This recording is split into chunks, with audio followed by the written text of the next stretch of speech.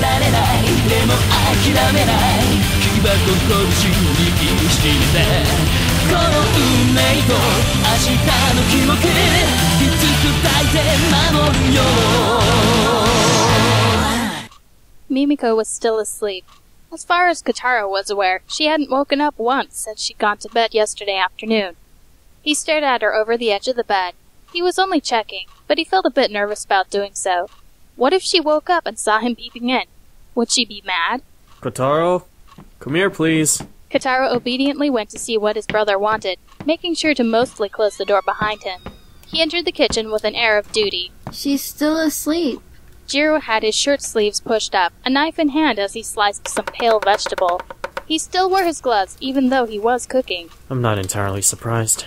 Yesterday was a very trying day for her. The blonde went up on tiptoes to try and see what all was going into the steaming pan on the stove. But it's almost time for breakfast. She's got to be awfully hungry. After all, she did miss dinner. The Silverblade stirred in some spices. You are not to wake her.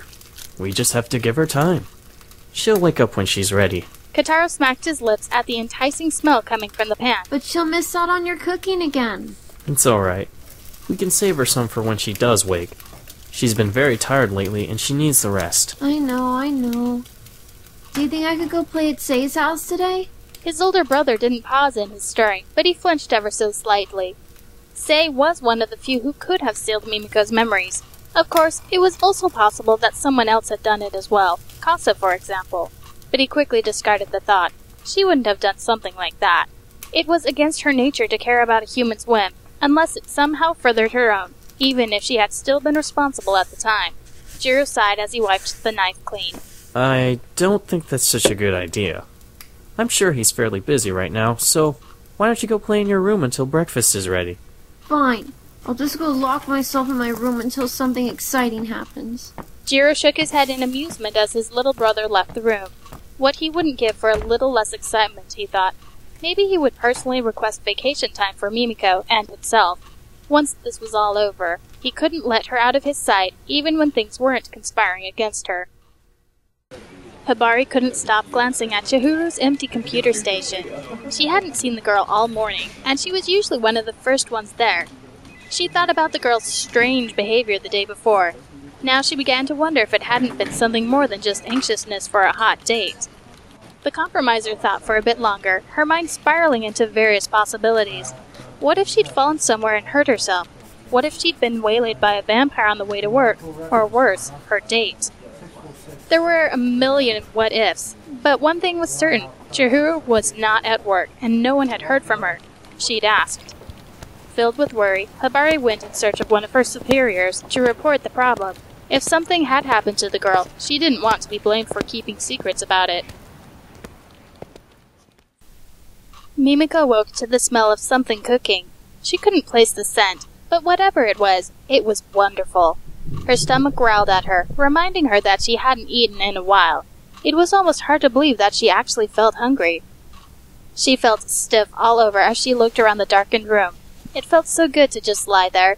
She snuggled up into the blankets, content to stay there until someone announced that food was ready. Her thoughts were muddled, the memories of last night confused in her mind. She vaguely recalled having another nightmare, of Jiro comforting her until she'd fallen asleep again. She vaguely remembered. Mimiko sat up with a jolt, then swayed as a bout of dizziness hit her. She put a hand to her head. She closed her eyes for a moment. I sat up too fast. She gave herself a moment to compose herself before trying to stand. She was a little wobbly on her feet, but then her knee did throb a bit, and she blamed that as she reached for her crutch and slid her robe over her shoulders. She ignored the band-aid that Jiro must have put on her wrist some time after she drifted off. It didn't bear thinking about.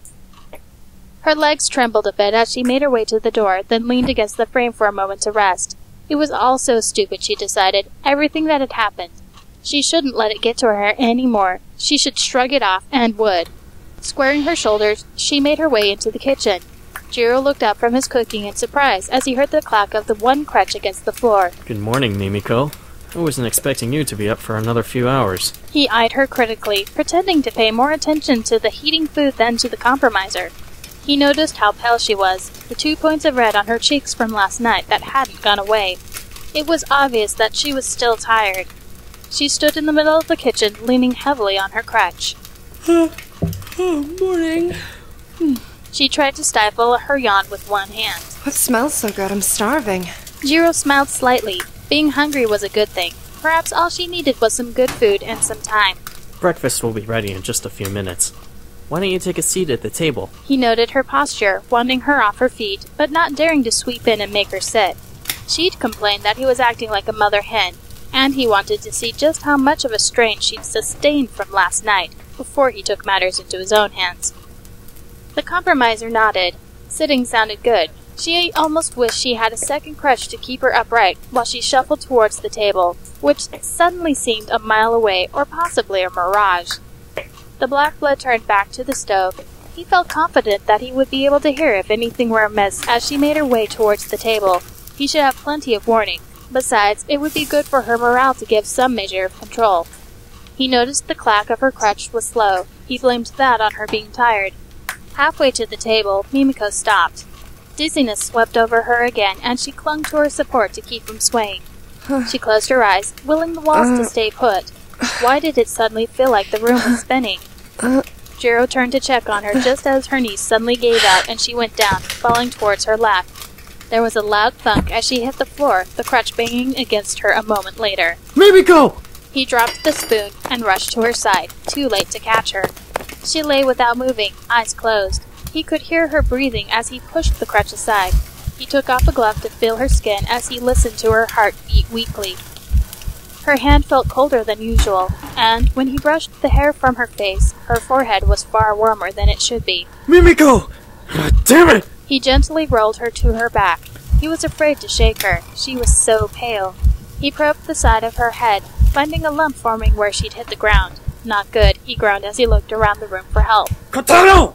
The young black blood grumpily opened his door to his brother's call. He stopped, sniffing the air. Something smelled kind of funny. What was it?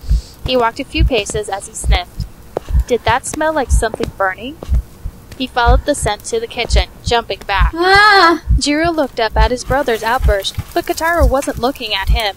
His focus was turned towards the stove. Crap. His attention had been so focused on Mimiko that he'd forgotten that he'd left the stove on. Smoke began to fill the air as breakfast burned in the pan. He didn't stop to think as he used the hide hand to send the pan sailing into the sink, denting the metal of both. Water spurted from the faucet, making steam rise into the air from the now broken pipe, but that could wait until later. Now that the immediate threat was taken care of, Kotaro walked into the room. Noticing Mimiko, he went over to investigate. Hey, brother, why is Mimi asleep on the floor? Janai finally found a moment to read the file Rensuke had brought him the night before. A lot had happened to keep him from looking over its contents. A compromiser had gone missing. Various mishaps between vampires and humans had occurred, and he'd had to send out compromisers to smooth things over. It had been a very busy morning. But now he'd have wished all of those distractions hadn't come as he sat and read the contents of the folder. The sender of the roses was definitely a black blood. It had, once again, been very obvious. But the reports also confirmed what he'd feared. The faction that they'd fought many times in the past 10 years ago was behind this, though he still wasn't sure why they were after his foster daughter. He tapped the folder with one finger. Kane had gone out to investigate a warehouse. He hadn't reported back in yet. It was entirely possible that it had nothing to do with what was going on, but then again, it was also entirely possible that it did. And they still hadn't found Chihuru. Word was that she hadn't been home since yesterday afternoon, when she'd suddenly disappeared. He pressed the intercom on his desk. Kichi, has King's team reported in yet? Not yet. Janai tapped his fingers in thought, then pressed the intercom button again. Will you let me know the moment he does? Sure, Chief. He sat back in his chair, pulling the file back over. He wanted to analyze it before he called Jiro about the results. Kanye bent over a table, a map opened in front of him as he studied a particular section of the special zone. Everything was almost completely in place now. The plans were all but set. All he needed was a moment of weakness to sneak through the guards around the building marked as their target. Mimiko Katsuragi, how long have I waited for you? Soon it would be all over. It was a definite bonus that Jiro Mochizuki, the kin killer, was there as well. Such a shameful vampire did not deserve to live, one who killed his own kind so rashly, not to mention being a sympathizer with the company. But he would be the difficult one to get around. A vampire entered the room, standing at attention. He had trained them all so well, his own personal army. Each one would willingly die for his cause. What is it? He looked back at the map. Sir, we just learned that the compromiser has been moved. Kanye looked up, his gaze intense. Where? The younger Blackblood ignored the shiver that ran down his spine at the look. An ambulance arrived half an hour ago and left with her inside, followed by a whole contingent of guards. They're now at the main hospital. Kanye smiled. It suddenly made things much easier. He had people in places there already. Tell our group that there's been a slight change in plans. A small contingent of the suppression team, led by Kane, scouted what appeared to be an abandoned warehouse. They were in search of the missing compromiser, but a random tip had led them to this building while other groups continued the search elsewhere. I don't see any heat signatures. The lieutenant lowered his binoculars. I don't think anyone's here. Kane sniffed the air. Nor do I, but I smell vampire. A large host has been here recently, and I want to know why. He signaled his men to move in, keeping pace with the front line. Jiro pushed back the curtains to look outside. He could see several uniformed guards on the hospital grounds. Despite the added security, he still felt very uneasy. He wasn't sure why. Something wasn't right somewhere. It was something he felt in his bones. He returned to Mimiko's side. She was still unconscious, an IV plugged into her arm. They'd given her some blood earlier, something he was a little chagrined about. But he'd only done what was necessary at the time. He'd known the risk. But she would recover. The concussion and bruises would heal, even though they worried him now. If only he'd been just a little faster, a little more observant. Thankfully, Katara was staying with a friend, Kelly Wong. The female vampire had helped them during the Kulon invasion and had become something of a friend to both Mimiko and himself. She'd been more than happy to keep an eye on the young sage while they sorted things out. Mimiko, I'm so sorry. He clenched a fist. If only he'd caught that vampire who tried to break in all those nights ago, things might have ended differently. They wouldn't be where they were now, Mimiko covered in bandages in a hospital bed. Janai strode down the hallways of the hospital. He'd just gotten word of Mimiko's incident and had to make sure everything was okay. He passed by several members of the suppression team keeping the hallways secure. They saluted as he passed. He burst through the door to Mimiko's room. He saw Jiro first, his back to the door, black shirt standing out against the white walls. He noticed that his red coat was draped over a chair along with his hat. How is she? Jiro turned. The red blood in front of him looked like he hadn't slept in days. His hair was slightly wild from his rush over. It was not just the concern of a boss or a father that shone in his eyes, but fear. She'll be alright. She has a concussion and more bruises, along with slight anemia, but she should be fine in just a few days. Janai put a thankful hand to his heart as he let out his held breath. There was another reason why he'd come, though. Jiro, the lab results came in from those flowers. I think we need to talk about it. A nurse entered the room, pushing a large card in front of her, which she placed near the bed. Ignoring the two men, she took out a stethoscope and started listening to Mimiko's heart. Maybe outside? Janai glanced at the nurse, then indicated the door. We can have one of the team step inside and keep an eye on her. He noted Jiro's obvious reluctance. 3. Jiro folded his arms. Janai nodded. Fine.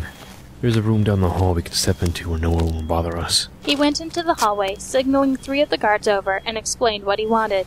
They saluted, then slipped into the room, Jiro leaving as they entered. This way. Janai led the way.